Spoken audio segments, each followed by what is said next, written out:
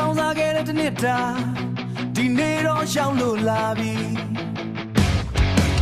တောင်းရတဲ့တွေလွင့်ပြန်လမ်းမထမ်းမှလူအုပ်ကြီး